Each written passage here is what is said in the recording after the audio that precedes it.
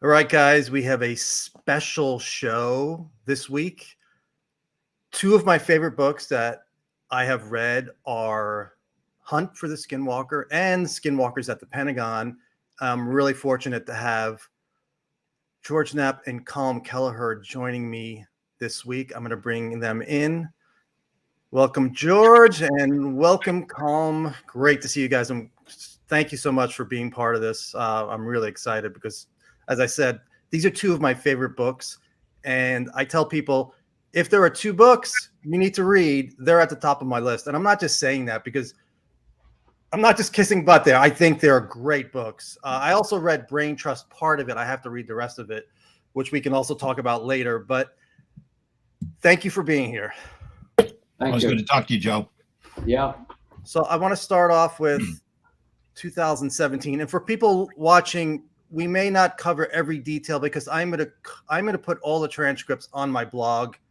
So I suggest you right there. You start there. There's 4 interviews or 5 interviews that these gentlemen have done, and also Dr. Lacatski, and that's going to be covered. So read the blog first, and then come here and watch the interview. So 2017, December 16th, you guys, the New York Times article comes out. What was your reaction when you saw, first of all, the article, and then also that AAWSAP was not mentioned? Colm, why don't you start? Well, at the time, I was kind of immersed in the aerospace world. I was leading the environmental control and life support systems group at Bigelow Aerospace. So I did notice it. Obviously, it was surprising that the moniker AATIP was sort of front and center, because I'd seen obviously Senator Reid's letter at that time, way back in 2009, but I really had not sort of focused at all on AATIP. So I was really surprised to see the words AATIP right there. I kept expecting, I guess, some sort of clarification as time went on that, AATIP was not the name of the program that the $22 million was tied to. It was actually AAWSAP. And so I kept expecting that there was some sort of clarification going to happen. It never happened. And then it sort of took on a life of its own. And so, as most people know who have read the book, AATIP was actually just a nickname that was used for security purposes during that whole drive towards the special access program status that Senator Reid was focusing on. So, yeah, I mean, I was surprised to see that sort of coming up to the surface as a sort of a major $22 million program, which I knew it wasn't. But I kept expecting a clarification, and it never came. Did you make any phone calls? Like, can you believe what this article is saying? Well, we did communicate among ourselves, but at that stage it was sort of we were definitely not interested in sort of running out and sort of and being very public about it. Like I mentioned at the beginning, I had a lot of other priorities on my plate, and I know that all of the other people who had been involved with AAWSAP, remember this was like 6 years after AAWSAP had finished, and there was a lot of people who were scattered to the wind. So it was not a sort of a burning question as it could have been if it had happened a lot earlier. And George, we talked about it, but I don't think I ever asked you I'm sure you heard behind the scenes, but when you actually saw the article, what was your reaction, your personal reaction? Well, I mean, I was thrilled with the overall story because, of where it was appearing. I've talked about it in public before, is that I knew about Bass and knew about they had a contract and they were running this program, but I never actually saw the name AATIP. I never saw the word AAWSAP. So it did not accord with me when I read the New York Times story. I was just thrilled that the story was out. As I have expressed before, Joe, in the weeks leading up to that article, when I got wind that the New York Times was working on the story, I was a little bit miffed because I was aware of the program, aware what was in big, broad strokes, what had been going on. And I wanted to do the story. I'd sat on a lot of the information that I had based on friendships and relationships with Robert Bigelow, with Colm. But I had to sort of back off from the ledge and allow the times to go forward, because Senator Reid, Tom DeLonge had said, hey, if you do the story, New York Times says they'll back off. They won't do it.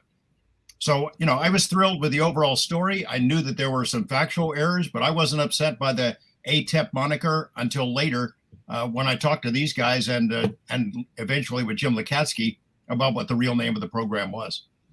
And I remember in 2019, I saw you speak down in Laughlin at MegaCon, and I heard AAWSAP, and we had heard it a little before that. And I was like, Colm, I'm like, when are they going to correct the record? And they never corrected. It still isn't corrected, which is amazing to me, and I don't understand that.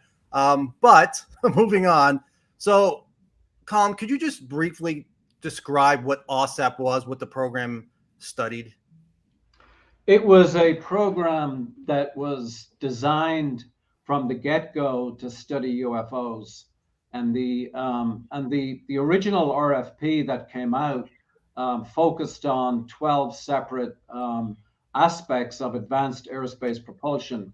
The word UFO in the request for proposals never appeared, but there was no doubt in anybody's mind that AAWSAP was focused on UFOs and on all of the performance characteristics that came with UFOs, everything from looking at propulsion systems to lift, performance indicators. And we also, from the get-go, decided to look at human effects. And human effects are everything from physiological effects through pathological effects and medical injuries, all the way out through the strange events that occur in people's lives, sometimes after a UFO event. We were determined to follow these people, not for just a weekend or for a week. We were determined to, especially the index cases that we actually initiated through AAWSAP, we were determined to follow these people through weeks and months and even years. And it was only after that kind of relentless sort of, going after these people week after week, month after month, that the trust level started going up. And we started hearing about all of these weird events that were happening in people's environments. My working hypothesis in terms of lessons learned from this is that many, many cases of UFO close encounters have strange after effects that occur in the weeks and months after. But the reason that they're not talked about or published is that most of the investigations wind up much quicker than what we were doing at AAWSAP. So just to sum up, AAWSAP was both a technology focused program, and it was also advanced aerospace weapons system application program, threat analysis in terms of technology, but it also focused on human effects, both at the same time. Was one of the criticisms I've heard is, well, and it's people speculating, it was before the book came out. They said it wasn't a UFO program, and Lacatski went rogue, and now it's like, well, it was a UFO program, but the people in the DIA did not know that they were going to study all the other effects like poltergeist, and that was not part of the original contract. Is that accurate? All of the discussions that happened at the beginning of the contract happened on both sides, both at the BAS level and also at DIA level. So Lacatski had a group working with him, and BAS also had a group working. There was constant back and forth. So there was no ambiguity at all on either side of the discussion, either in Washington, D.C. or in Las Vegas. On both sides of that, there was full understanding from the get-go that we were going to do a very, very broad scope UFO investigation, threat analysis, technology analysis, and human effects analysis. There was never any ambiguity about that.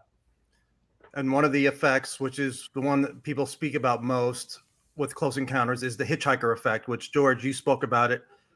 I don't know when you first started talking about it, but can you explain, and then Colm, you could follow up with more details, what the hitchhiker effect is? I'm trying to remember if Colm and I think we know the guy who came up with that term. There are other words for it, other terms. It's popped up in ghost research over the years, I think. I've since learned, but it was something that happened with increasing frequency at Skinwalker Ranch. You know, the NIDS guys were studying it. They had some cases there where whatever it is that's at the ranch would attach itself to people who spent a lot of time on it and follow them home. And then in their personal lives, far removed from the ranch, you'd have this explosion of what we call paranormal activity, things that have always been on the periphery of UFO encounters, but have never been investigated. You know how it is, Joe, in the UFO world. No one really wants to focus on anything much beyond nuts and bolts saucers in the sky. That's acceptable. That's perfectly reputable kind of research to do. When you start investigating little green men and close encounters and abductions, it gets a little weirder. Or experiments with our genetics, family genetics over a long period of time. And then you get into like Bigfoot showing up in proximity to UFOs that are on the ground, or poltergeist activity breaking out in people's homes, as happened at Skinwalker Ranch, where people kind of get uneasy in pursuing that line of inquiry. Suddenly UFOs, which are weird enough in many circles to investigate, are no longer respectable when you mix all the rest of that stuff in there. The fact is that AAWSAP, the program that Bass carried out, was willing to follow the evidence where it leads. You're never going to accept or understand UFOs, the larger mysteries associated with UFOs, unless you look at the whole picture. You can't just limit it to one little sliver of the evidence of things that people see in the skies. You have to look at it all, the whole thing. And that's what they had the courage to do. That was the brilliance of this program, is to look at the big picture, follow the evidence where it leads, no matter how weird, no how inexplicable and strange it might get. So the hitchhiker effect started at the ranch. I think they really got well documented during the Bass period, during the AAWSAP program, where Colm can tell you better than I did, but they had a number of agents, we'll call them, intelligence operatives, who went to the ranch. I don't know what the specific plan was. Basically, it's to see how they reacted to what the phenomena was, much as what Colm did to me a long time ago when I first went there, to see if something came and grabbed me. But all of these people, all of them, there were 5 in particular that went to the property. They encountered something strange, and when they left, it followed them. And for a couple of these people, it's still with them more than 10 years later, messing with their homes, showing up in really strange ways inside their homes, scaring the bejesus out of their family members, and then spreading almost like a virus to their neighbors, to their kids' friends, to others they've associated with. And, as I said, in some cases, it's still going on. I think it's part of the reason that Mr. Bigelow wanted to sell the ranch, to get it off his plate, because some of these things followed him home. Some followed Colm. They followed Dr. Lacatski. They followed me. And, as I've said before, Joe, publicly, I mean, I tried to get it to follow me for a long time. I would bring things home from the ranch, bits of rock and garbage and things like that, and hope that it would engage me at home, because it never engaged me there. And finally it did, but not me. It was seen by my wife at our home on a couple of occasions. And the real question might be, what's the physics of that? How does that work? When you have a UFO encounter, does it mean you have all these other phenomena that come attached to it? And why does it attach to some people and not others? Don't know. Yeah, and you've spoken about your experience, your wife's experiences, and you said, and first of all, that's the first time I heard anybody say that Jim Lacatski had his own hitchhiker-like effects. Do you know any details, or can you share any of that? I don't think I should. Maybe Colm can.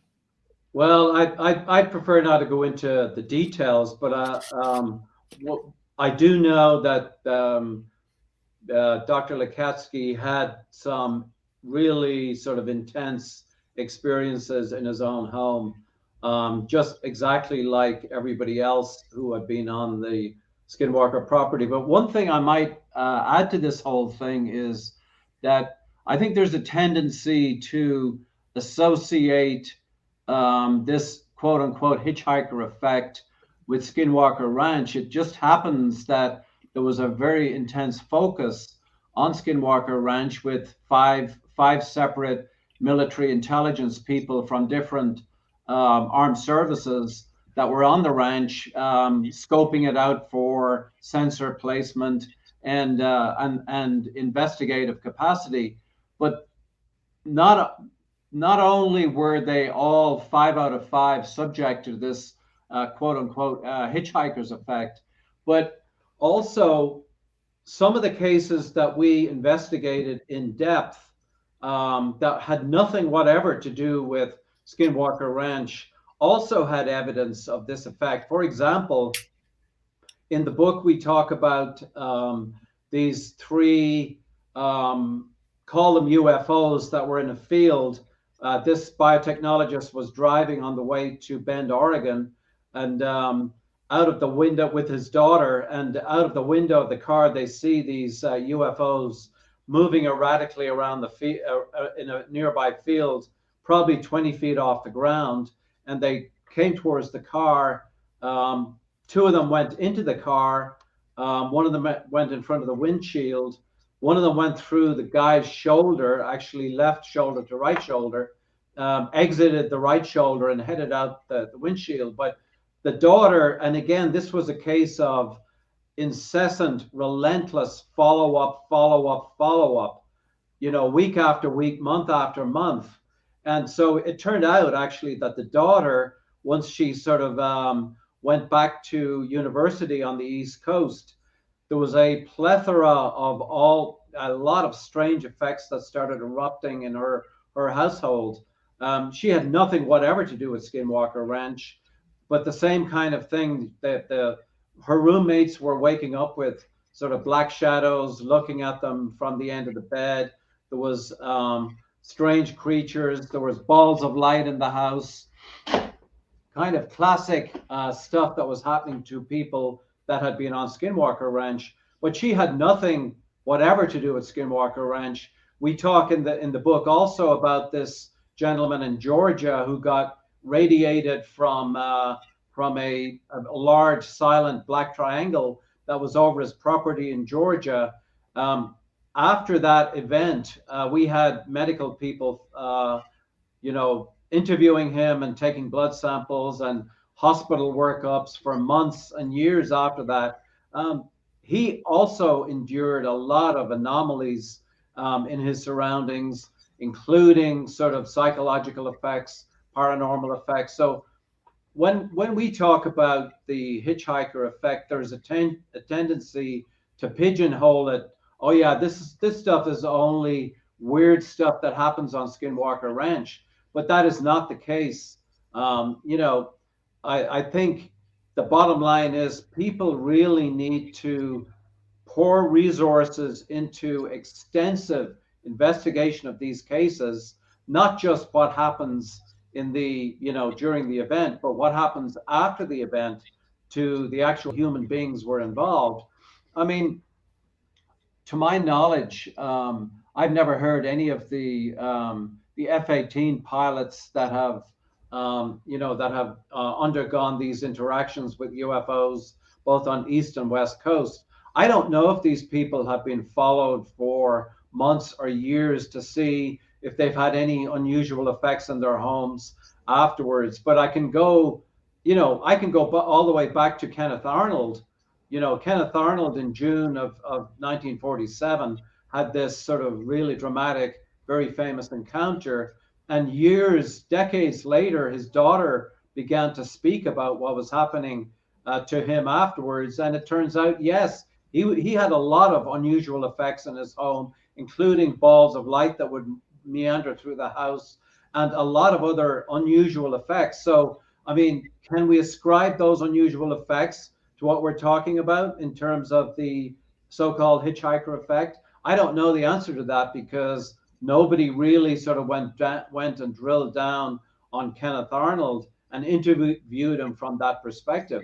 But, you know, my point is that the reason that maybe this hitchhiker effect has not been really sort of integrated into the so-called UFO field is that the average investigation may last 1 week, where, you know, boots on the ground investigators go out to the property, interview all of the witnesses, and then they get on a plane and they go back and they do an analysis and they database it. The point is that, you know, there needs to be resources focused on this, where these people are followed for weeks, if not months.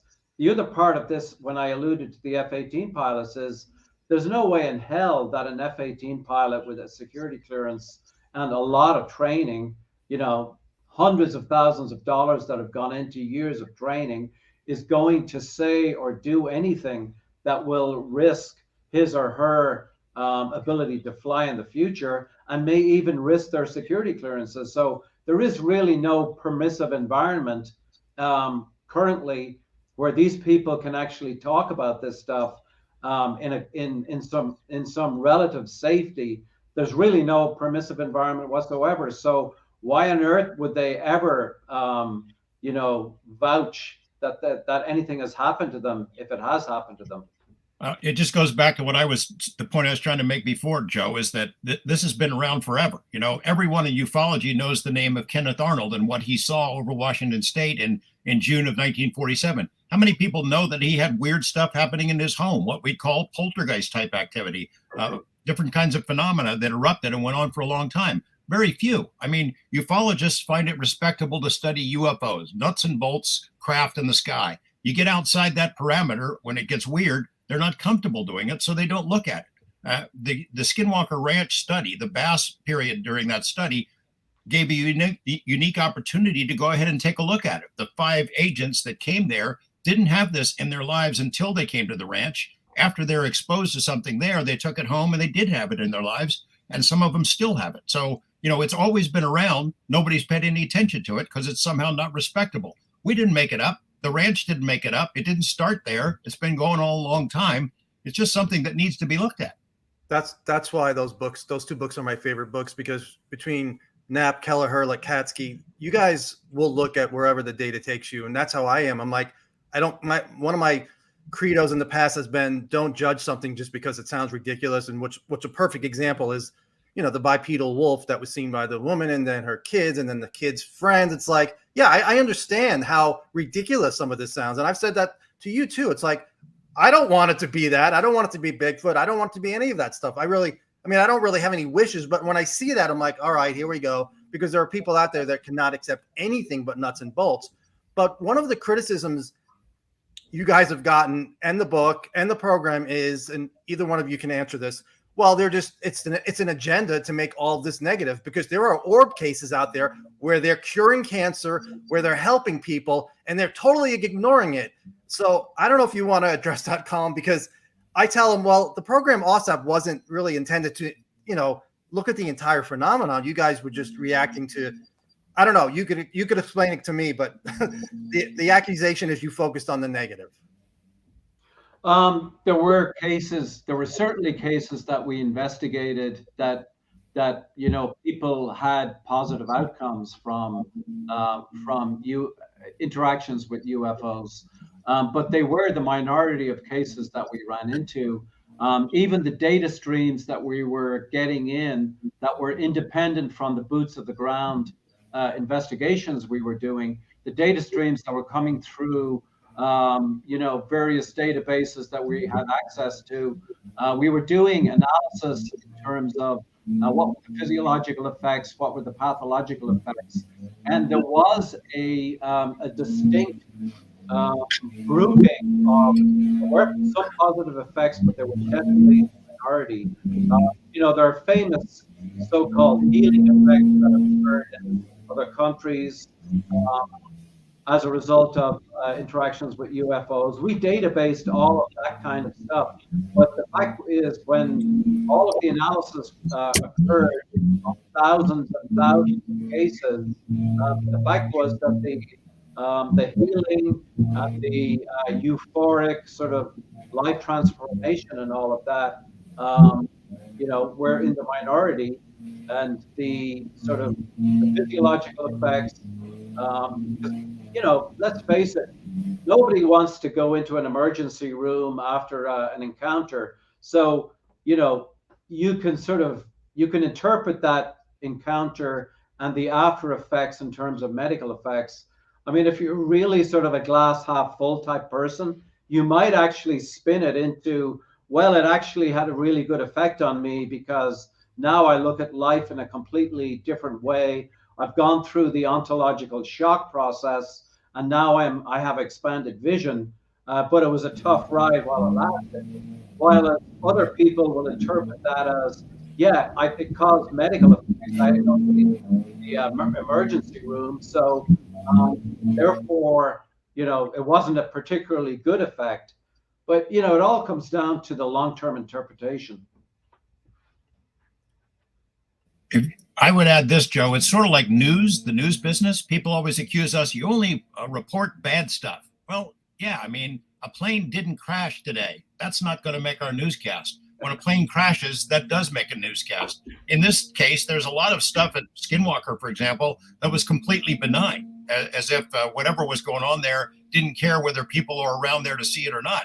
The things that sort of made news, that got the attention of the guys who were investigating it, were things that stood out, that were often kind of negative. I'm going to go knock this gardener out, by the way, who's making all this. Is that what that is? I'll be right back. Yeah, I'll be right back. Okay.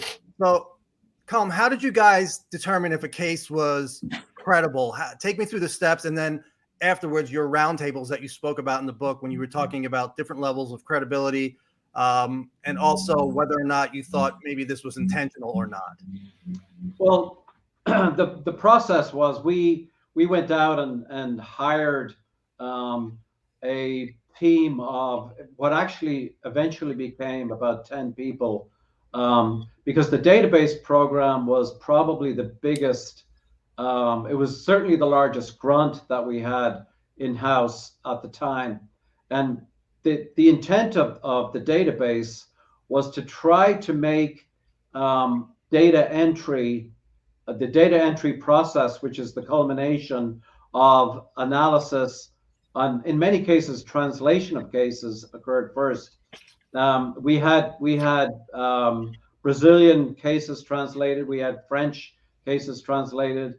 So once the cases were translated, we assigned a numerical index of credibility. And all of this is published in Jacques Vallée's book, for example, Confrontations, goes through the sort of whether or not a case has had a site visit, whether or not there's, different aspects of credibility. You can assign a numerical index. Well, every single case that we had on our plate, there was a number of people sitting around the table arguing back and forth about what numerical index of credibility. Well, site visit plus or minus was pretty easy, but then there were questions about, okay, so how many different explanations need to come in before you can essentially write this off as a sort of a swamp gas effect, or what was it, sort of Venus low in the sky, this kind of thing. So there was a lot of arguments back and forth. And the end result of that process was the data entry process. And, behind this whole thing was the absolute driving urgency that garbage in, garbage out. A database is only as good as its weakest cases. So, when you're inputting dozens, if not hundreds of separate cases, and you're looking at them from multiple different levels, you've got to, and once you go through that whole process of deciding whether or not an index of credibility or a particular case meets that threshold, you do become extremely familiar with these cases. And this happened not only with cases that we were working with boots on the ground. We had a very, very fruitful relationship with MUFON that lasted quite a long time. And we had weekly telecoms with Richard Lang, who was the program manager for MUFON, and we had a couple of program managers at AAWSAP, and we went back and forth. And so MUFON were basically a fire hose of cases that we eventually ended up putting people on the ground in different areas of the country. But that process, that analytical process that occurred with the 10-person team at AAWSAP was a very intensive process, but the intent was not to contaminate the databases and ultimately the data warehouse with cases that were flimsy or cases that had no credibility. Because like I said, garbage in, garbage out. And that is probably the best rule of thumb that you can ever apply to a database construction. The database, what are the chances that we'll ever see that database? Because to me, if you take the names out, is there anything in there really that should be classified in either of your, George, your opinion, or Colm's, your opinion? Do you think it should be public? I'm not aware of anything that's in there that's top secret or classified or should be. There was one of the DIRDs that was classified for probably pretty good reasons, but there is sensitive information in the database. What I know about it, particularly the names, health information that's very personal. A lot of these people gave their stories and shared their accounts on the specific condition that it not be revealed, that it not be made public. Now, do you violate that promise? You expect to ever work with those folks again, or to earn the trust of other witnesses in the future? If there's ever a future program where you make the same kind of promises, don't worry, it'll stay private. Your name will never be mentioned. Your story will never be told. Can you do that in the future if you go ahead and just release all this? Colm has seen a lot more of it than I have, obviously. So maybe he can address whether there's sensitive stuff in there that never should be made public. And from a national security standpoint, I don't think there's anything in there that would be there's a lot of testimony that people gave on the understanding that they would be kept quiet. There's personal identification in there. There's health information in there. Releasing all of that stuff would be a violation of the HIPAA rules that govern the acquisition and discussion of medical information. There's a lot of sensitive medical information in there. So there would have to be a very intensive redaction process that would have to go case by case, line by line. And remember, this database is not just a sort of a one or two columns. It is vast because it has multiple levels right across has hot links to video, it has hot links to photos, it has hot links to materials analysis, DNA analysis, elemental analysis. All of that is linked in there. And the question really is somebody sufficiently attention to detail that they could be trusted in order to basically clean up that database before it would be released to the public? I don't know the answer to that question, because I know the enormous thousands of hours that went into building the database, and we are actually getting straws in the wind that this database is being utilized by various people in the United States government. And that's a source of actually very positive news, in my opinion, because to have it lying, gathering dust in some kind of archive at the Defense Intelligence Agency, as opposed to being actually utilized, because as a baseline, a template for working in this area, that database is a very, very valuable asset.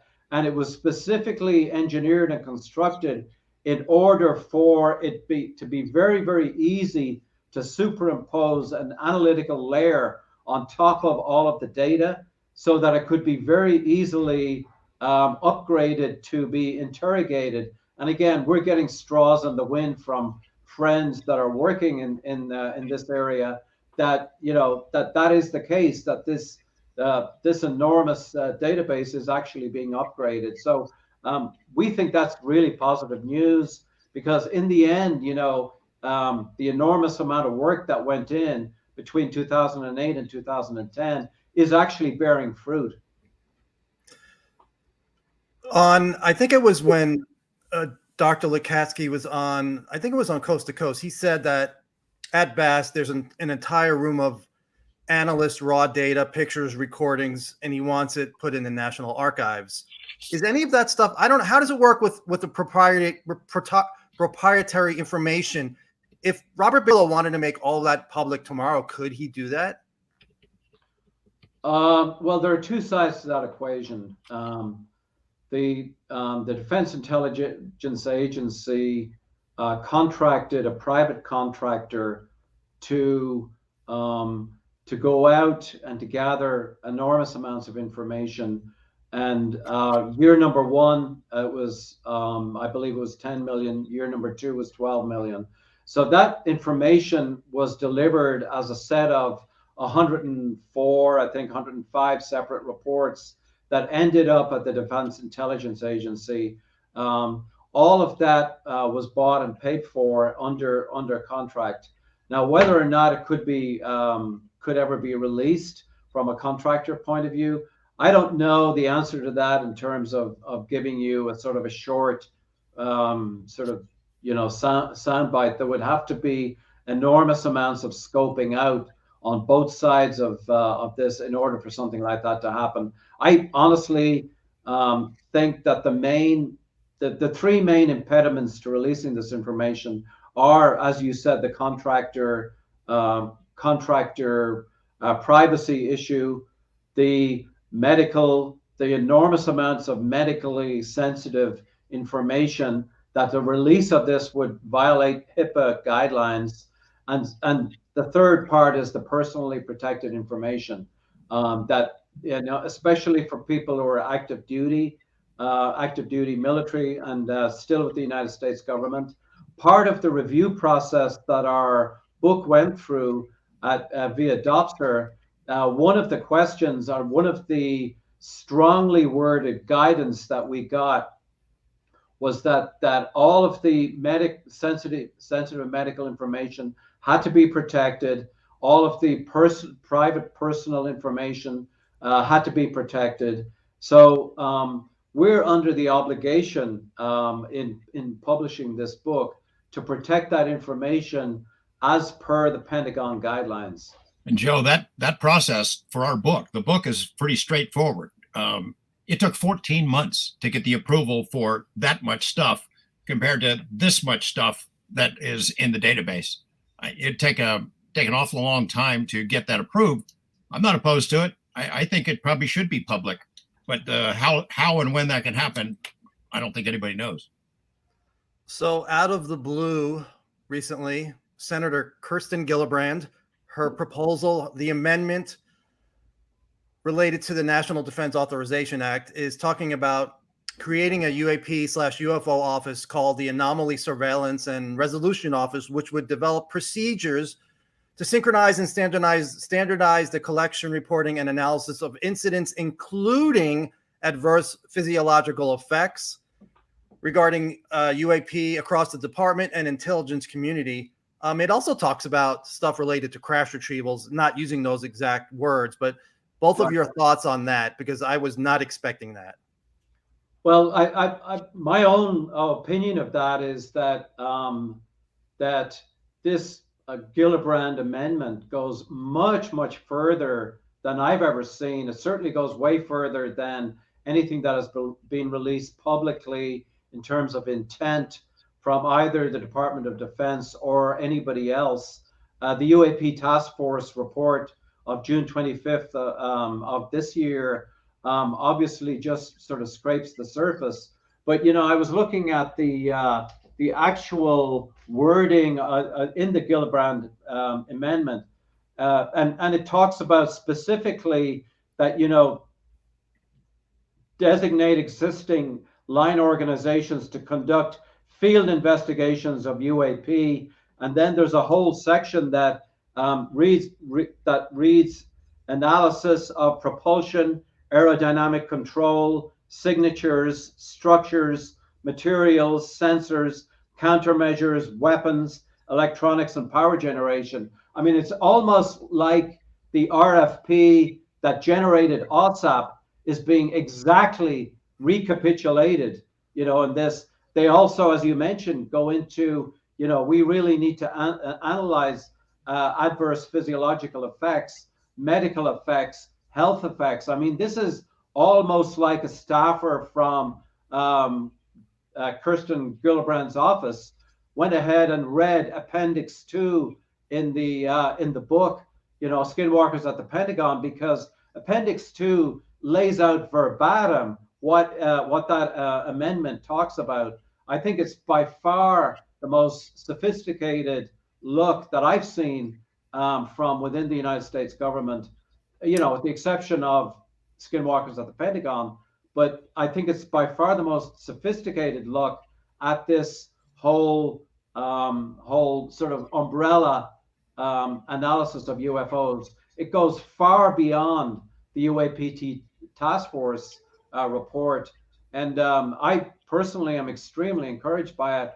I have to speculate that, somebody in Senator Gillibrand's office may have read Appendix 2 in Skinwalkers at the Pentagon, because the overlap to me is stunning. But it's exactly what's needed. If you're going to solve this mystery, you can't just look at nuts and bolts craft in the sky. And, Right. Colm is being modest, but he and Dr. Lacatski wrote a pretty ambitious description of what a good program would be and laid it out in the book. And this legislation somehow picked up on it. I would point out that what Senator Gillibrand proposed this past week or so is far different from the proposed legislation and language that we've seen leading up to this point, where they want to create something as a successor to the UAP task force, whether it's going to go in NASA or in Space Command or wherever it's going to go. Those programs, we're looking at stuff that's flying around in the sky, national security implications, is it a threat, that kind of stuff, but none of the weirdness, none of the human effects, none of that stuff is mentioned. Now they're talking about it. That's great. I'll believe it when I see it, if it gets passed, because there's a lot of aversion to anything construed as woo there in Washington, but it's exactly what's needed. Yeah, and I know people. Go ahead, sorry. Once you get into studying physiological effects, and once you start looking at adverse medical and health effects, that means that by definition, you're following these people over time. You're following these people for more than a weekend or a week. And so therefore, it opens the door for these people who have had close encounters with UAPs, UFOs, to start reporting unusual effects. I mean, it's kind of like a chicken and egg thing. If you're only looking at sensor-driven effects, it's kind of like if you're only using a hammer, everything you see is a nail. So if you're only using sensor-based effects and sensor-based analysis, of course you're not going to have any sort of information whatsoever on physiological effects or psychological effects or adverse health effects. You're just not going to have anything like that. So it's a case of how you ask the questions, and how you ask the questions really determines the answers you get. Now, just as a sort of an off route, way back in the NIDS days, we had visit from the engineers behind Project Hessdalen in Norway. As you know, Project Hessdalen was one of the longest running sensor-driven programs.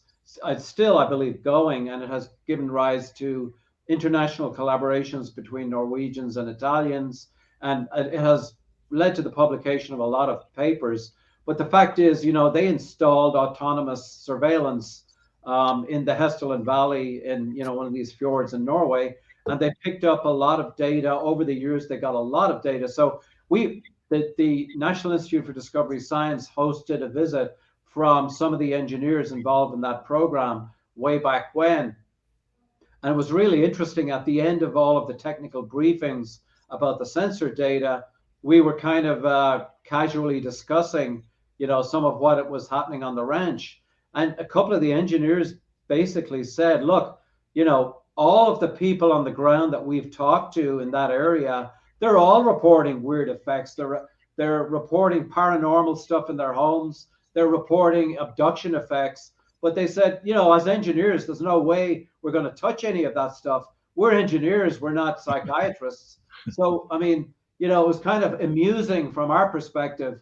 You know, we were kind of knee deep in sort of some of the weird effects on Skinwalker Ranch. And here were these sort of really sort of talented engineers talking about the stuff that was happening to people on the ground in the Hessdalen Valley. But there was no way they were going to touch this stuff because they're engineers. You know, it's kind of outside the scope of the way they think. I had never heard that about Hessdalen. I actually went to Norway. I did not get to go to Hessdalen, unfortunately. But there are people right now that are talking and saying, when your book came out, they were upset. They go, "This is going to ruin everything. They're talking too much woo." And I'm like, "We can't bring this to a senator." I'm like, you don't necessarily need to bring it to a senator, although it's now making its way into the language, which is great. So yeah, I mean, when I talk to people, I can judge pretty quickly, not always right, whether or not I can go from UFOs into the next, you know, subject related to poltergeists. And usually if there's silence, I know I got to back off a little bit. Right. One thing we talked about before we went on, how did you guys determine if something was a threat, whether it was intentional? Because the biotechnologist in Bend, Oregon, the daughter's looking at these 3 orbs or UAP. They come into the car. The UAP goes into his shoulder. He winds up getting cancer. And I'm thinking, if this is something advanced, say it's another intelligence, wouldn't they know by now that going into a human would cause something bad for us? Did you guys have those kind of discussions? Yeah, we did. I mean, we went back and forth around round table. We discussed that case at length, and you know, when push comes to shove, what got entered into the database obviously was just the details of the case, but there were 2 sides to this. One was that this was some kind of a deliberate attack on these innocent people that were driving on the way to Bend, Oregon. And the second alternative was just, you know, these people happened to be in the wrong place at the wrong time for whatever happened here, that, you know, maybe these objects were flying in the direction they were passing through the road, and they passed by accident through the car. They passed by accident through this guy's body, who ended up getting a rare form of ductal cancer that thankfully did not go metastatic. But in the end, you know, the discussion ended up that was we never resolved whether or not this was a deliberate attack or if it was that these people were in the wrong place at the wrong time. And it's very difficult to make that call. But, you know, we were very careful in the book, and we were very careful when we were writing up reports on threat analysis for the Defense Intelligence Agency. We were very, very careful never to draw the line and say that this phenomenon is a threat to national security, or this phenomenon is a threat to humans. The most we could say is that this phenomenon was a threat to human health. It was a phenomenon or it was a threat to human well-being. But, you know, going beyond that, you know, as I've said before in previous interviews, you know, going and describing a threat to national security means that you have to have both components of threat analysis. You have to have capability and you have to have intent. And there is really no way, when push comes to shove, of finally analyzing what the intent of this phenomenon is. There's just not enough data. We have a lot of data on capability. I mean, the Tic Tac case was extensively analyzed, and, you know, a lot of capability, a lot of data on acceleration, a lot of data on performance. But what is the intent? I mean, the bottom line is we don't have data on intent. And until you have data on intent, there's no way you can draw the line on and make a definitive statement on threat to national security. But the only way to get to figure out the intent is to look at it, to study it. You know, we have friends and colleagues who are working with Congress trying to get some kind of a program enacted so that there's, you know, a way to move the topic forward. And they are definitely concerned about the woo factor. Oh my gosh, you guys putting this book out, it's terrible for us to mix in poltergeist and Bigfoot and all this weird stuff, hitchhikers, all that. Oh, it's terrible. It's going to make it so much harder for us to sell this to Congress. Well, you know, what are we supposed to do? Be quiet about it? Keep it secret? The fact is, this happened. It was investigated by this program with tax dollars. And they came up with some pretty amazing cases and case information, incident reports, a gigantic database. You can't just look at objects in the sky and figure out what their intent are unless you see how they interact with humans, which is what these guys did. And you can't just pretend the study didn't happen because it might upset somebody or make it harder for them to sell something to Congress. This stuff happened. The program was real. They really did investigate this. The facts are in that database. You can't pretend it didn't exist. And you also can't pretend that you're going to pass a program that only looks at sensor data and things in the sky and be able to figure out the big picture. Tens of millions of people around the world are interested in UFOs. Maybe some of them are just interested from a purely scientific point of view. Are we alone? Is there somebody else out there? The real question is there somebody else out there? And what do they think about us? What's their intent regarding us? How do they interact with us? Why are they here? Those are the big questions. You can't just do that and get an answer to it by studying the craft that they're flying around in. You got to look at the big picture. So I understand that politically, it might create problems for people who are trying to convince Congress to approve a program. But you have to look at the truth, and you have to follow where it leads. You know, the DIA or some of those intel guys that killed AAWSAP had that kind of a narrow view. The DIA initially approved the program. They knew what it was going to do. They knew it was going to look at the big picture, no matter how weird it got. And then leadership changed, and the new guys came in, and they knew about the flying saucer part of it. And then they saw all this other stuff, and oh my God, poltergeist. This has got to be satanic. We got to put an end to this because it's invoking the devil. It's bringing demonic forces into our world. That's preposterous. They're already here. Assuming they are demonic, they're already here. So by not studying them, you don't make them go away. You don't, by pretending they're not there, you don't solve this problem. You have to look at the evidence where it leads. And it's, you know, people will say, well, Skinwalker Ranch has all of that weird stuff.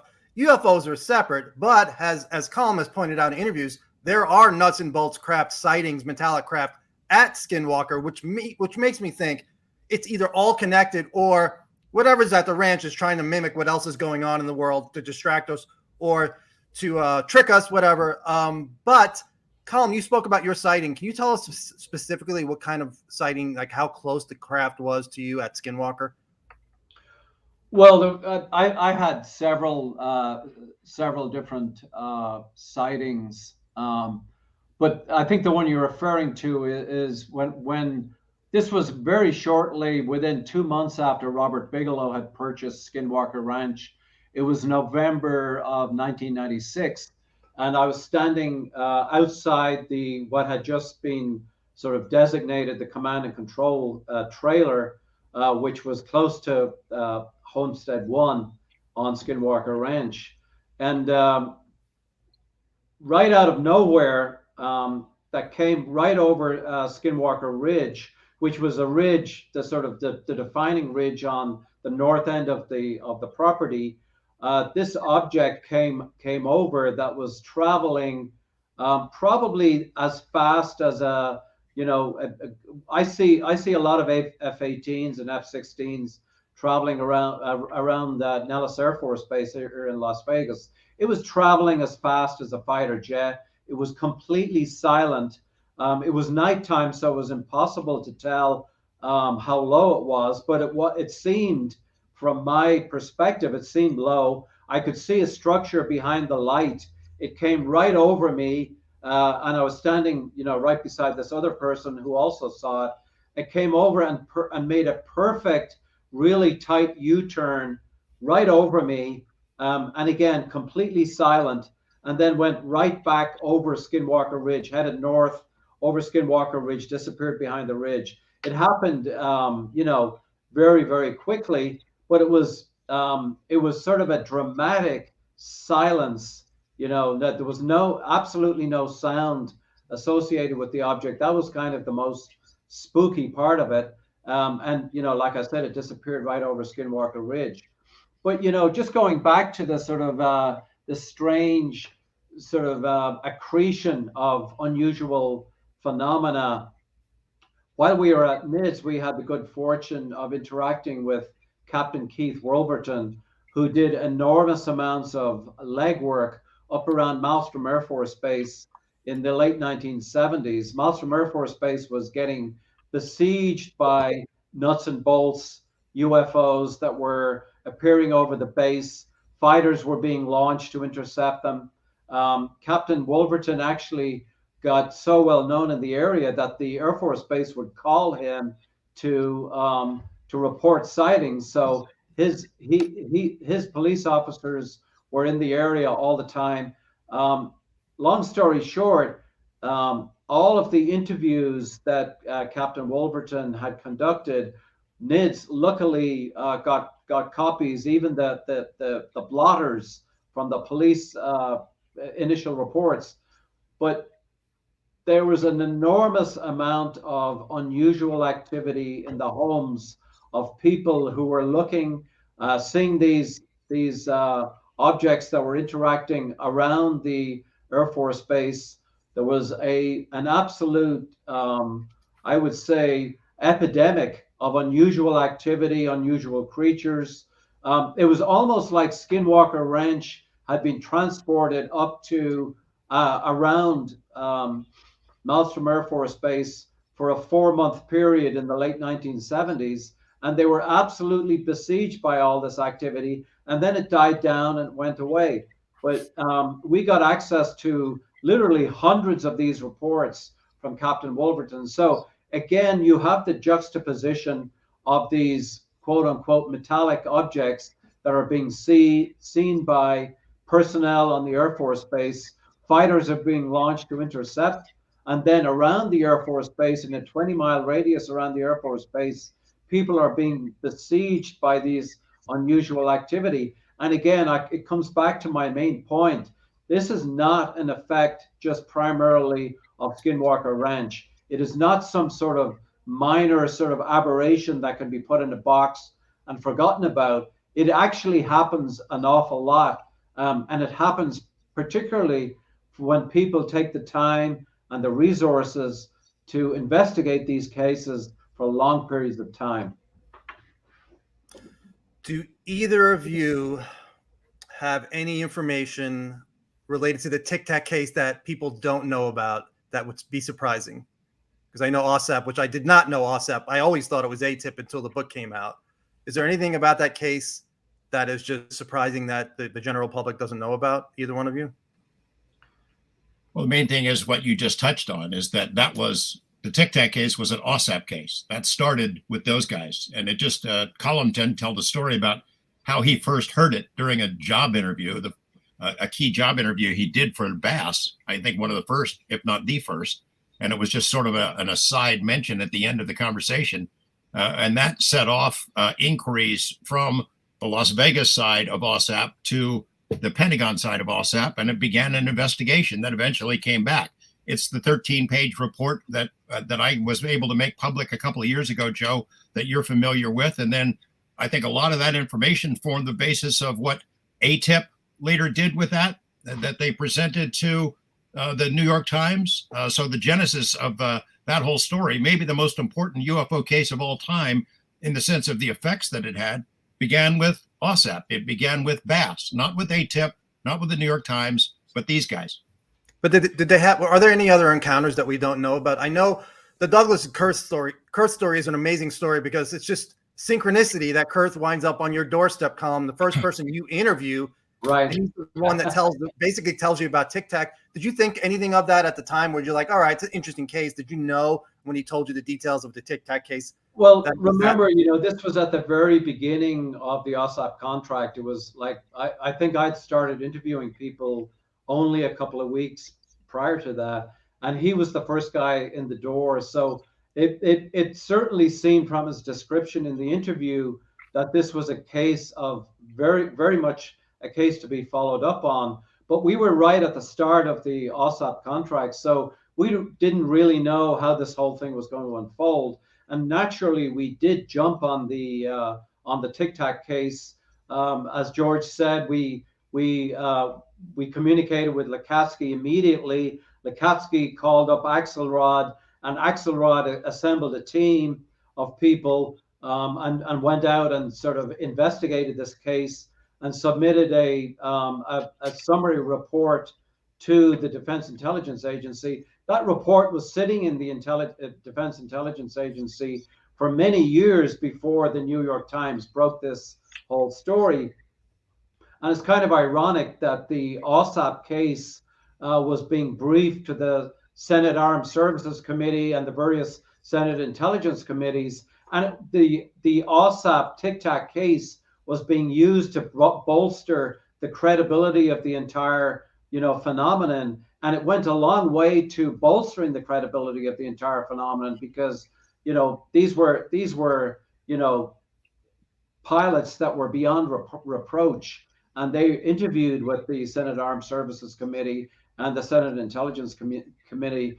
But, the Tic Tac case was one of over 100 reports on different cases, different aspects of technology, different aspects of human effects that AAWSAP submitted to Defense Intelligence Agency.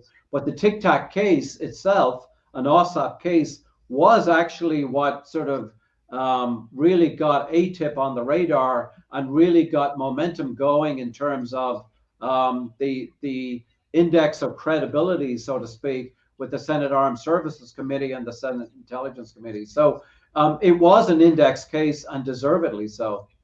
Let me ask, I'll answer it this way, Joe. You're asking, are there other cases like Tic Tac or similar military encounters that AAWSAP investigated? The answer is yes. Okay. Thank you. Thanks to both of you. So in the book, one of my favorite parts, and I want to share this so people can read along. It's about Dr. Lacatski's briefing at DHS. And I know, Colm, you had your own briefing that you gave in a skiff, and then he had his. I'll just read quickly, and if you guys can expand upon what else you can add. An hour into the briefing, technically when the meeting should have ended, Lacatski abandoned all caution and the floodgates opened. What followed was arguably one of the most astounding and riveting briefings of nuts and bolts, UAPs, paranormal phenomena, poltergeist activity, and more ever heard in a United States government skiff. The bizarre creatures that were encountered on and around Skinwalker Ranch were described in excruciating detail, and Lacatski recounted cases involving multiple encounters with blue orbs, as well as other details of UAP investigations that were extracted from the detailed monthly reports that Bass had submitted to DIA. What else can you guys add? Because when I read that, I'm like, oh my, that's amazing that took place. And he had the guts to do that, because I would think those people were not expecting to hear that from him. I spoke with both those individuals who were on the receiving end of what Lacatski had delivered. And I knew them pretty well because we were interacting with them on a pretty frequent basis. And they both told me that they were absolutely shell-shocked by the level of detail and the level of it was like a rolling series of cyclones that were hitting them, because, they were expecting a sort of a short standard briefing from, defense intelligence official. I mean, everybody knows what they usually comprise of. They're very short sort of PowerPoint presentations that have a beginning, a middle, and an end. It's all very predictable, your standard briefing. But this went so far beyond the briefing and it went, a couple of hours beyond the briefing, that both of these people, who were incidentally very, very high level people who were very associated with special access programs, and they were very shocked by what they heard. Anything to add to that, George? We can move on. No, you can. That's good. So I want to get your takes, and I know you've spoken about it before, but what do you think? Thinking about when you first got into this, and Colm, I never heard how you first got into this. If you can add that in, what are we dealing with? How does consciousness play a role? have we been manipulated over the years for good, for bad? Just your opinions and speculation on that. Both of you. You can start with George. I'd like to hear Colm tell you the story about how he got started. Okay. Well, I mean, I got started in on two different levels, I guess. The first one was I was working at the National Jewish Center for Immunology in Denver, which is a very august immunology research institute, one of the top institutes in the country. I happened to see a full page ad in Science magazine that was looking for people to research the origin and evolution of human consciousness in the universe. And I don't know how often you read Science magazine, but seeing that in one of the top scientific publications in the world kind of took me aback. So the first thing I did was picked up the telephone and I said, I sort of put in an application just to see how this whole thing went. Turned out that 2 weeks later, I was on a plane to Las Vegas. I sat down with Robert Bigelow in an interview, and this was July of 1996. And he went through the whole, what the scope of what National Institute for Discovery Science was going to do. And, I was so fascinated by the whole prospect of the study of anomalies as being a driver for the discovery process in science. I mean, Thomas Kuhn makes a huge deal of this in his book Structure of Scientific Revolutions. The study of anomalies is fundamental to the discovery process in science. So National Institute for Discovery Science attracted me for that purpose because, as part of creation of new scientific avenues or even scientific areas of studying anomalies is fundamental to that process. So that's how I got started in this whole process. But I had left National Institute for Discovery Science in 2004 to take a position in the Biotechnology Institute in San Francisco as a biotech company, and we were studying.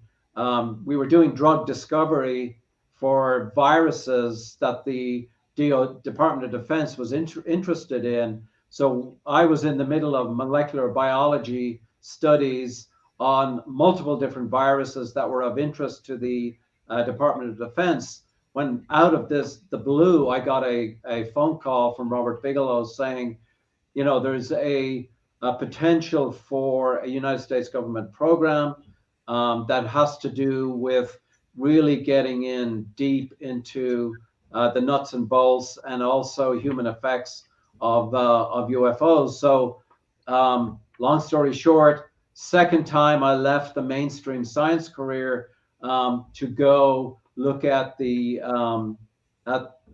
sort of the UFO topic, but this time as a result of a defense intelligence agency program that was going to study this in depth. So it was kind of like an offer I could not refuse, because the NIDS experience had been extremely enlightening. And in hindsight, the AAWSAP experience was even more enlightening.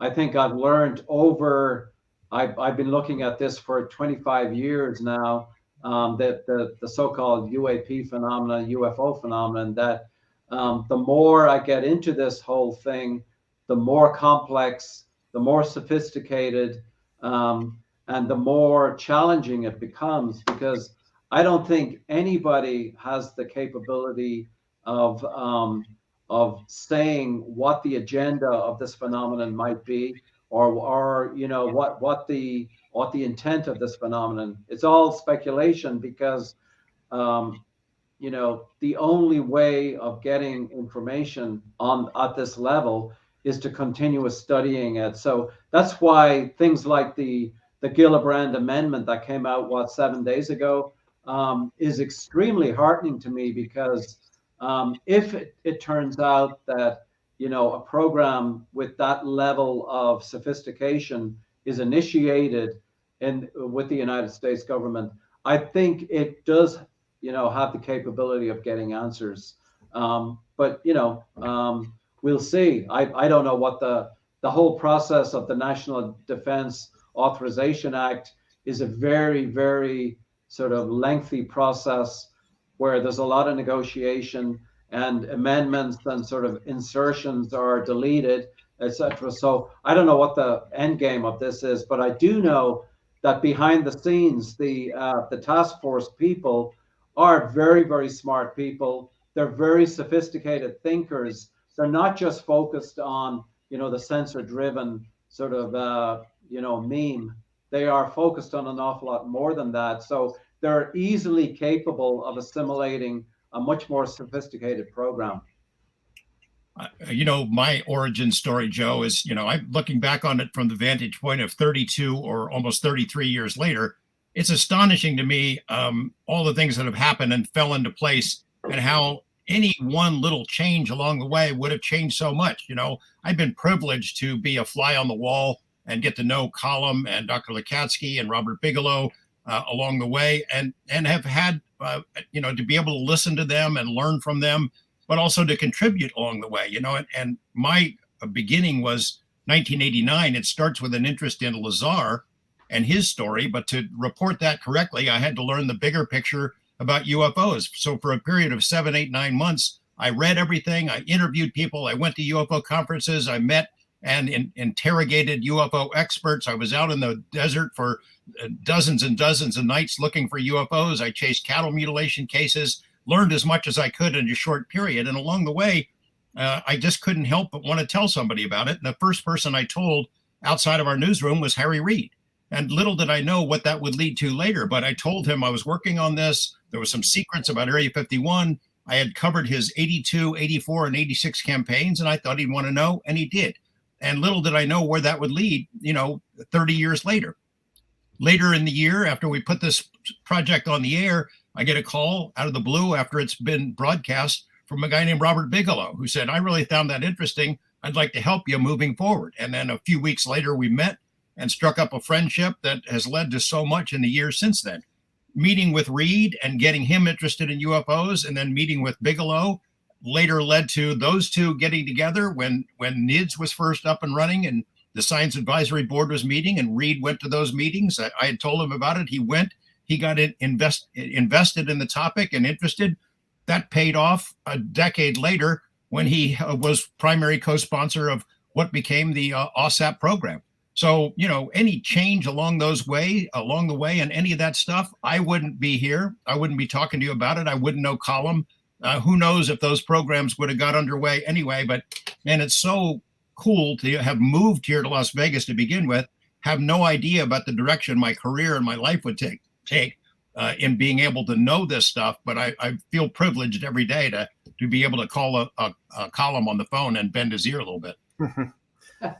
You guys, I assume both of you have fun doing this, investigating this, because if I didn't have fun, I wouldn't do it, spend so much time on it. And not really connection, but do you both agree that consciousness is the key to all of this? That's the direction where Colm and Robert Bigelow are heading. It's not an accident that BICS has been created, the Bigelow Institute for Consciousness Studies. People remember NIDS and they remember it for its interest in UFOs and forget that organization, the National Institute for Discovery Science, really had two goals when it was created. Are we alone in the universe? What's the evidence for UFOs? And does our consciousness survive physical death? Eventually, the UFO side sort of dominated the NIDS process and took over. But that goal of investigating consciousness and what it means was always in the back of Bigelow's mind. And it's where he's returned to now, sort of returning to his roots with this organization called BICS that Colm is directly involved with. As you probably heard, they just had this big contest where they're about to award $1.8 million in prizes for writing essays, the best evidence for proof that life exists after physical death. And if you ask me as a non-scientist to explain how consciousness ties together not only physical death, but UFOs, poltergeist, things of that sort, I probably couldn't do it, but I'll bet Colm can. Well, I know that you know, a few years ago, I stumbled on a guy from the Netherlands who has 2 PhDs. His name is Bernardo Kastrup. He has a PhD in computer science and another PhD in philosophy. And he actually is part of the BICS essay contest. But he had a really, his books are really interesting in terms of turning the whole paradigm of consciousness on its head. And basically, he's not the only one. There's a number of other people, but Bernardo Kastrup has been very vocal in the last 5 years. And the idea is that consciousness is not an emergent property of neurochemical trafficking in the brain. It actually exists beyond the brain. And in other words, the body inhabits consciousness as opposed to consciousness inhabits the body. And so there are other people like the inventor of microprocessors, Federico Fahin, is a really big player in this. Edward Kelly at the University of Virginia is a big player on this. Jeffrey Kripal, who's one of the judges at the BICS essay competition, is also sort of very much involved in this way of thinking. And the bottom line is that this way of thinking about consciousness may actually open up different avenues for future research in UFOs. And the essence of this intent would be to look at, for example, look at survival of consciousness as being one part of the overall study of consciousness. But how does the survival of consciousness maybe overlap with the overall field of UFOs and the so-called phenomenon? And how does human consciousness, if looked at from a completely different perspective, how does that actually overlap with the field of UFO and UFO effects, UFO human effects? You know, at Bigelow Institute for Consciousness Studies, we think that there's a lot of fruitful avenues that might be able to go forward in this whole sort of generic new way of looking at consciousness. Is there anything in the book either one of you can think of that you wanted to put in, but for whatever reason, whether it was space, did not get in? Yeah, there's a ton of stuff. I mean, just had to cut it off at some point. Colm had to slap my wrists a few times for submitting stuff late that didn't make it. But yeah, there's a whole bunch of stuff. It could have been probably twice as big as it is right now. I don't know if we want to say what those things are, Colm, but it's up to you. No, I think there is a lot of material. I mean, if you look at Appendix 1 in the book, you can see an enormous number of reports that went in. Those reports are extremely detailed. So the book really is only a very small snapshot of, you know, the immense number of reports.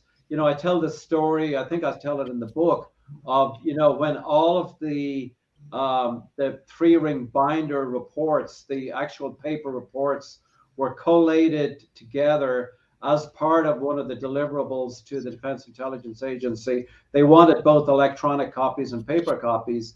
Well, the paper copies actually stood 6 feet high in my office before they were all sort of sent off to Defense Intelligence Agency. So the book only sort of takes a couple of snapshots to try to give as complete a summary of the program, the AAWSAP program, as possible. But there's an immense amount of detail that is not in the book, and those reports are behind closed doors for very good reasons right now. But we think that the book is the most complete summary of the AAWSAP program, I think, that we could possibly have come up with, especially that we've line item after line item, all of the 100+ reports are itemized in Appendix 1 of that book. So that's not an accident. That's basically to show the immense scope of the AAWSAP program. Let me add to this, Joe, too. Something that's really not in the book that I think we could address here is about AATIP. You know, we do mention about AATIP and how it grew out of AAWSAP. There was AAWSAP and then AATIP came later. It was a real program. In the UFO world, people are always trying to stir the pot and cause divisions, drive a wedge between the story that we tell here and the story that's been told by Lue Elizondo. Those two are pretty much seamless. I know in the beginning when Lue came forward, he had to do a little bit of dancing when it came to AAWSAP. And, you know, in terms of how, because he couldn't talk about it. It wasn't his program. He didn't want to spill any beans that he wasn't supposed to bean, so he danced around a little bit. But this book is supportive of Lue Elizondo. It is not derogatory in any way. It supports his role in it. He was a very key player, and we're proud to know him and proud of how he's taken the ball and ran with it, done some amazing things with TTSA and then afterward. This is not contrary to Lue Elizondo's story. It is supportive of Lue's story, and we wish him nothing but success in his ventures going forward. All right, I need to cover one more thing as we're reading last 10 minutes. I want to read from the book. George will see where I'm going quickly because it's something I've been interested in a while. It talks about shortly after the successful meeting with O'Toole at DHS, Sasha Mover and Jim Bell began knocking on doors beyond DHS to connect with the keepers of the secrets. And basically, they came to the conclusion after being rejected and told no and hell no that advanced technology was sequestered under government supervision at aerospace contractors' facilities. As a result, DHS officials became very hesitant and even fearful of moving forward. Then we go back to 2004. Colm was on Coast to Coast with Art Bell, and he said, we have information over the past few years that indicates that pieces of technology have been recovered. And then you say, there's a lot of lines of evidence. We're really talking about whispered conversations kind of thing that suggests there is technology that's been recovered. It's definitely not a smoking gun. So for me, I'm really close with Eric Davis, and I've done a lot of work on the Wilson Davis documents. Colm, what can you tell us? Were you there in October 2002? Do you know anything you can share as far as your opinion? I mean, I've spoken to many sources. I'm convinced Eric interviewed Admiral Davis back in 2002. It's not a question. The only question for me is whether or not Admiral Wilson, told him the truth, or Admiral Wilson was told the truth from the program manager. So you're one of the people who was in NIDS at the time. So if anything you can add to that. Well, this actually happened after Eric Davis left NIDS. I mean, I know that section that you read out in the book was essentially the absolute max that we were allowed to put in, and that section was reviewed by 4 separate agencies and departments. And going beyond that section, I'm not allowed to go beyond that section because I still am under 2+ separate non-disclosure agreements. So I can't talk about anything beyond what's in the book on that score. But what it says in those 2 paragraphs, I think are self-explanatory. Well, I would explain it this way. Here's how I read that section, Joe, is that these guys went and knocked on the door and asked about seeing the goodies, and the door was slammed in their face. Not just sort of closed and gently told to go away, but slammed. And you can read into that what you want. I told you my opinion about the Wilson Davis documents. I didn't work for NIDS at that point. But I did hear about it from these guys. And although Eric had left NIDS, those ties between he and the people like Hal and Mr. Bigelow are pretty strong and remain strong to this day. And I think those notes are legit, and that you really did have that meeting. Yeah, and the reason I'm so interested in it, I think you guys would agree, if we have an intact craft and not just a piece that can be analyzed, it would be a game changer. It would be game over if we actually were able to see that. That's why I really have not focused on crash retrievals before that. I was not. I mean, Roswell, yes, but it's like, we'll never see it. And then this came out, and I was like, all right, maybe. And now it's made it into the language with, I don't know if Gallego was the first one who brought it up, and then Gillibrand, but it's still there, and I'm crossing my fingers it makes it into the final version. Of course, I'm not naive enough to think that next year we're going to see the craft roll out into Congress for a live hearing, but at least we're making progress and it's being talked about. Well, I'd say if somebody does in fact have the goodies, If I were them, I'd fight like hell to not give them up. And I'd say Right. the closer people get to them, the harder that the keepers of the secrets will fight to hang on to them. My last question, and this is total speculation, but when I saw it, I read 2007, Jim Lacatski goes to the ranch, has an experience, and I know, George, you've speculated that maybe this thing was wanting to be studied. Have you guys ever thought about maybe it wanted to be studied because it knows when people visit the ranch, it attaches and it can spread out through the world? Have you guys just thought about that idea? For good or for bad, we still don't know. I mean, people get sick, but maybe it's something more than that we're not seeing at this point. It could only be guesswork on our part. You know, not everybody who goes to the ranch sees something. I'm an example of that. All the dozens of times I've been there, I've never seen anything I'd call truly anomalous. And until a decade or so into my visits there, I never brought anything home. So it doesn't attack everyone, doesn't attach itself to everyone, and it doesn't reveal itself to everyone. But it definitely revealed itself to Jim, and it is momentous. The effects have been momentous. There were 5 of those intelligence agents that Colm talked about who visited the property, specifically assigned there to be there as part of the program, and all of them had an experience, and all of them took something home.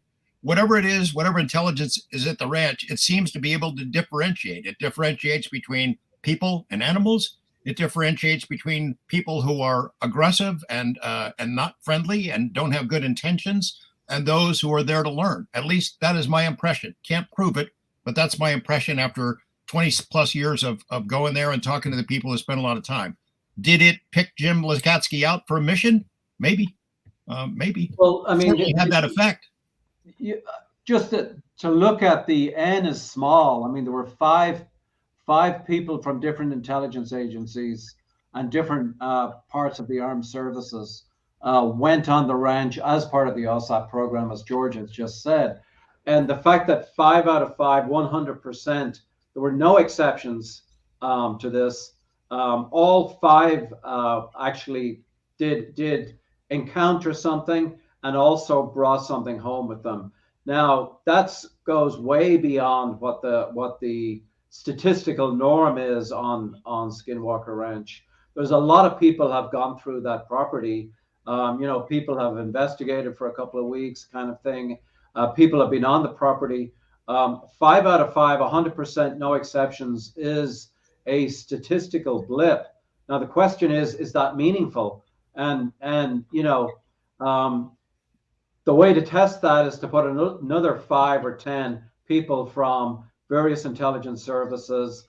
Maybe people from the UAP task force can volunteer to go up on Skinwalker Ranch as part of the public good and be a part of that program. I'm kind of joking, but I mean, to me, 5 out of 5, 100%, no exceptions, was very, very stunning.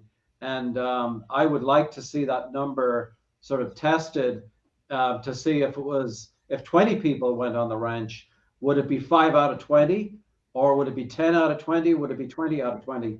That experiment remains to be done. And the other thing is people, and George mentioned it, the attitude of the person going in affects their experience. Although Thomas Winterton didn't have a combative experience, and I don't know if you have any data on that, but is there data as far as related to somebody's attitude when they went in saying, "Oh, this is nothing's going to happen," and then they get slammed to the really life-changing event? Well, probably not data, just observations from me being around it for so long. I know that when I go there, I get in a mental framework that I'm going to be ready for whatever happens, and I'm respectful. And I think Colm does the same thing. Absolutely, yeah. But again, that the Thomas Winterton incident goes back to, and obviously there's a lot of data I personally don't know, but it does go back to the necessity, and I know they have already done this, of intensive investigation over long periods of time, and again and again. I mean, I can't say this too often, that these kinds of programs have ushered in a way of approaching this phenomenon that does extend into months and years of following people, and that is frankly resource intensive. So whatever follows on from what the UAP task force has done will need to be very resource intensive, and in order to be able to get answers, because the years and years that I spent with National Institute for Discovery Science, the years that I've spent with AAWSAP have convinced me that what we've done has only scratched the surface. We really need to focus on deploying a lot of resources to answer this question. Just real quick, you go ahead, George. No, I was going to say bye, but go ahead. No, just really quick. Did you guys purposely just keep it to the story and not talk to people like Valet or Davis or Putoff or Green, who actually worked in the program? Was there an intentional reason why you did that?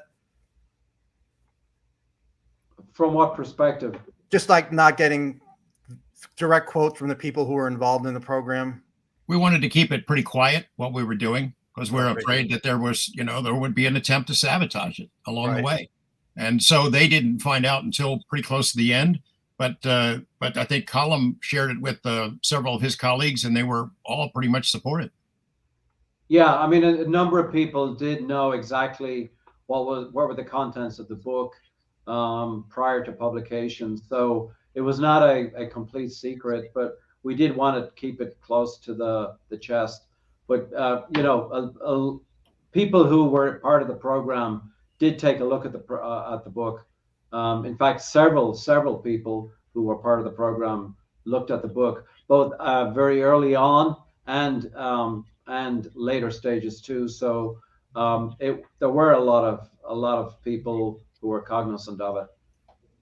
So you two guys, if you weren't born, if you didn't write Hunt for the Skinwalker and Skinwalkers at the Pentagon, we wouldn't have had AAWSAP. We wouldn't have had the language in the Gillibrand Amendment. And I know that's people are making fun of that, but it's true. Lacatski doesn't have his experience if you guys don't write that book, Hunt for the Skinwalker, and we wouldn't be where we are right now. So thank you for being open-minded enough to look at the evidence and go wherever it leads you. And I appreciate you guys taking so much time with me today. It's been great. Thanks, Joe. Yeah, thanks. It was really good to be here. Appreciate it. Thank you, guys. Talk to you soon, George. All right. So that was great.